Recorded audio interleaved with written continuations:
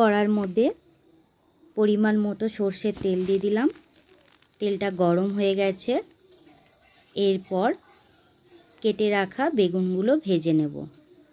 নমস্কার বন্ধুরা, আপনারা সবাই কেমন আছেন? আশা করি আপনারা সবাই ভালো আছেন। আপনাদের সবাইকে শখের রান্নায় আরও একটি নতুন রেসিপিতে স্বাগত জানাই। আজকে আমি কি রেসিপি নিয়ে এসেছি, আপনারা একটা লাইক দিয়ে শুরু থেকে শেষ পর্যন্ত দেখতে থাকুন। এখানে বেগুনগুলো ভাজা হয়ে গেছে। বেগুনগুলো অন্য একটি পাত্রে উঠিয়ে নিচ্ছি। এরপর নুন হলুদ মাখিয়ে রাখা আলুগুলো ভেজে নেব।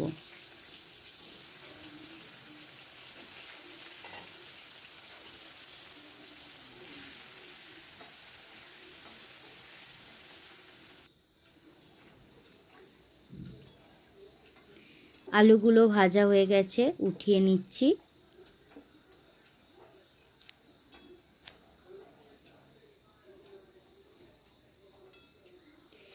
এরপর জলে ভিজিয়ে রেখেছিলাম প্রায় আধ ঘন্টার মতো ঘুসো শুটকি।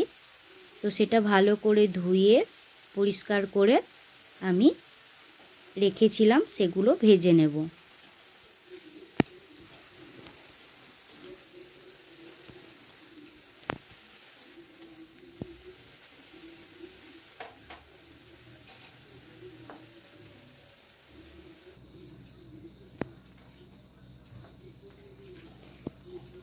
মাছগুলো ভাজা হয়ে গেছে। মাছগুলো অন্য একটি পাত্রে উঠিয়ে নেব। কড়ার মধ্যে আবার পরিমাণ মতো সর্ষের তেল দিয়ে দিলাম।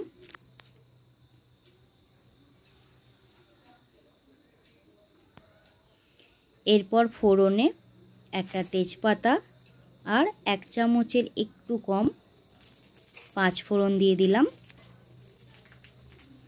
ফোড়নটা ভাজা হয়ে গেছে। এরপর আমি জলের মধ্যে গুলে রাখা কিছু মশলা, যেমন আদা, জিরে, ধনে, হলুদ, লঙ্কা, সব কিছু মশলা আমি ভালো করে কষিয়ে নিলাম। কষানোর পর ভেজে রাখা আলুগুলো দিয়ে দিলাম। এরপর কেটে রাখা পালং শাকগুলো দিয়ে দিলাম।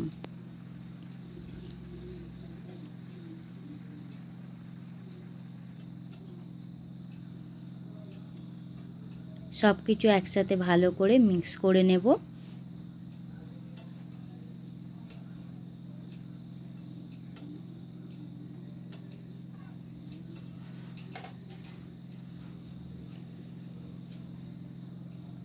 এরপর 5 মিনিট ঢাকা দিয়ে রেখে দেব।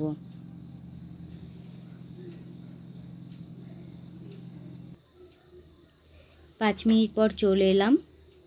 তো বন্ধুরা দেখতেই পাচ্ছেন কতটা জল শাকের মধ্য থেকে বেরিয়েছে।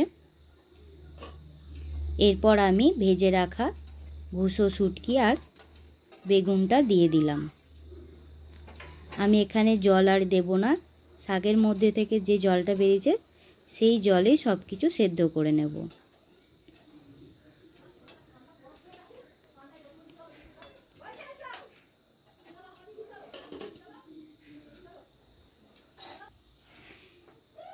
নুনটা আমি দেখে নিলাম, কম হয়েছিল বলে আবার আমি স্বাদ মতো নুন দিয়ে দিলাম।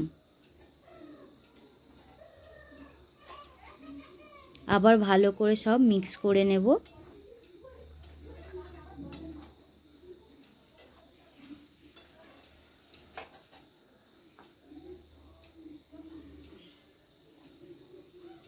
এরপর আমি একটা ডালে লঙ্কা দিয়ে দিলাম। এটা হচ্ছে পাহাড়ি লঙ্কা, এখানকার প্রচণ্ড ঝাল হয়, তাই আমি একটাই লঙ্কা দিলাম।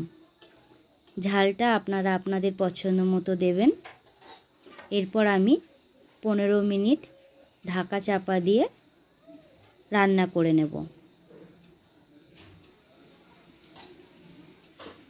তো বন্ধুরা দেখতেই পাচ্ছেন সবজিটা অনেকটাই সেদ্ধ হয়ে গেছে।